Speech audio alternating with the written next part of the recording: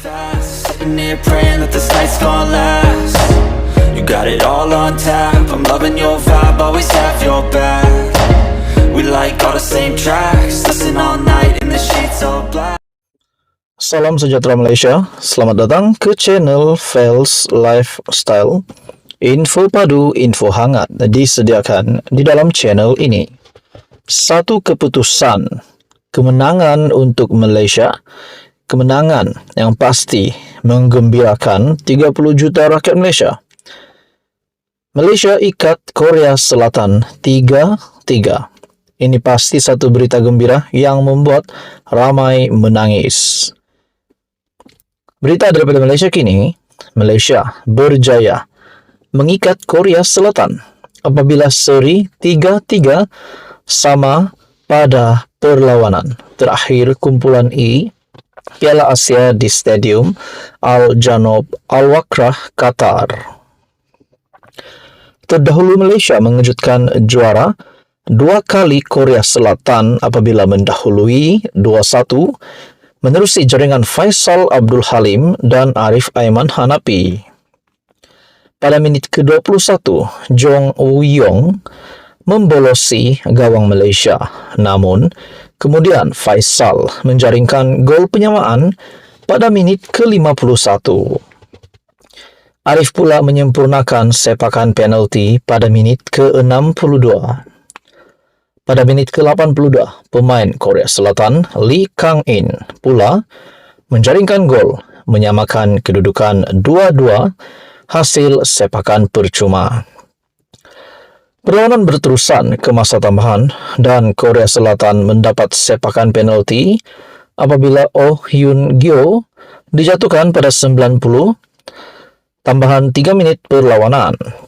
Son Heung-min menjaringkan gol penalti untuk Korea Selatan mendahului dengan jaringan 3-2.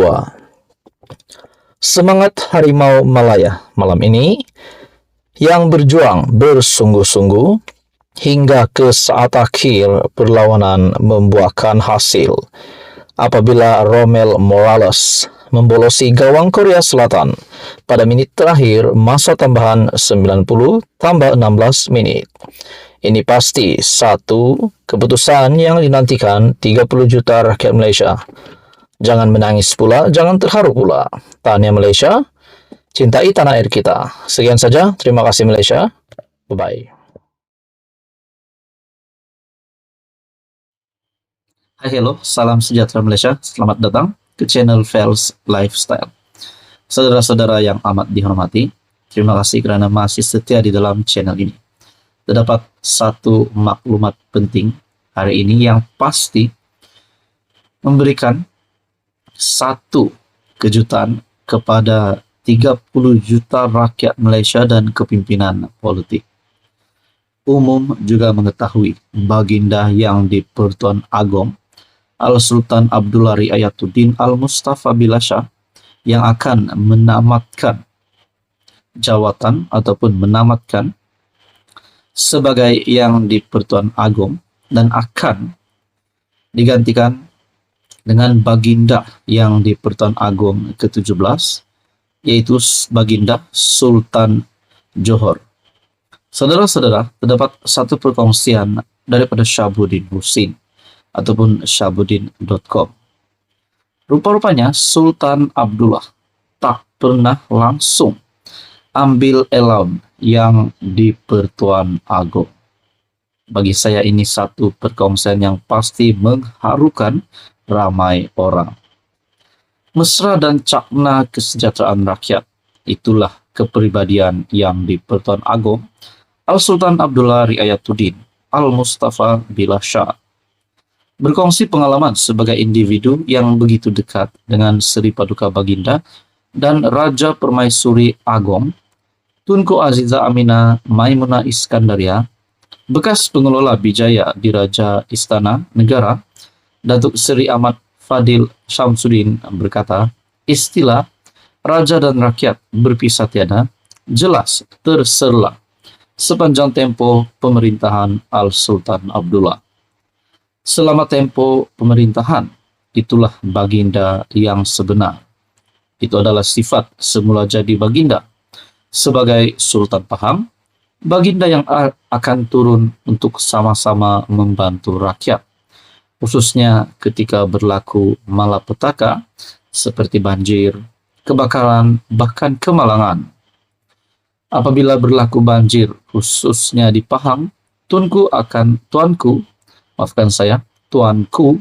turun untuk bersama-sama dengan rakyat bagi mengharunginya. Malah tuanku juga akan meminta bantuan dari luar untuk menggantikan rumah-rumah yang telah rusak. Katanya ketika ditemui bernama. Mengimbau kembali momen ketika Al-Sultan Abdullah sanggup menghentikan kendaraan untuk membantu mangsa kemalangan jalan raya. Ahmad Fadil yang kini bertugas sebagai Duta Besar Malaysia ke Emirat Arab Bersatu menyifatkan Seri Paduka Baginda sangat prihatin akan kesejahteraan rakyat. Untuk makluman, tuanku juga tidak ambil elaun sebagai yang di Pertuan Agong, sehingga sekarang dan elaun-elaun baginda, termasuk Raja Permaisuri Agong, dihalakan kepada yang memerlukan. Ketika itu tabung COVID-19, tetapi ia tidak diuar-uarkan. Itu antara Seri Paduka Baginda, Kementerian Keuangan dan Jabatan Perdana Menteri, katanya. Menceritakan pengalaman mencabar berdepan penularan wabak COVID-19, beliau berkata, Al-Sultan Abdullah sangat bimbang akan keselamatan dan kesehatan rakyat pada ketika itu, memandangkan wabak berkenaan pertama kali berlaku dalam negara.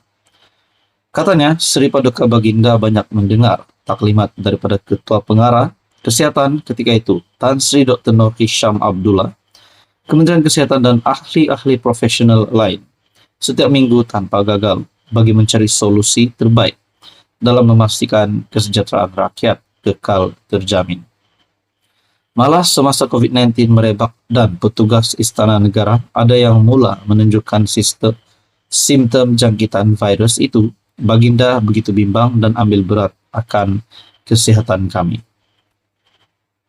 Ahmad Fadil berkata, Baginda berperanan besar dalam mengeratkan hubungan Malaysia di pentas antarabangsa dan ini jelas dibuktikan.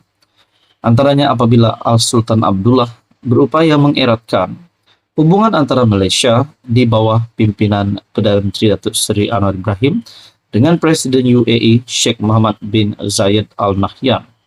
Ini ternyata pada 5 hingga 6 Oktober lepas, Datuk Seri Anwar Ibrahim telah melakukan lawatan ke UAE dan berupaya mendapatkan pelaburan ekonomi yang baik daripada di UAE, dan mereka pelabur bersetuju melabur kira-kira RM40 bilion di Malaysia. Apa komen Anda berkaitan dengan ini? Sekian saja, teruskan bersama di dalam channel ini.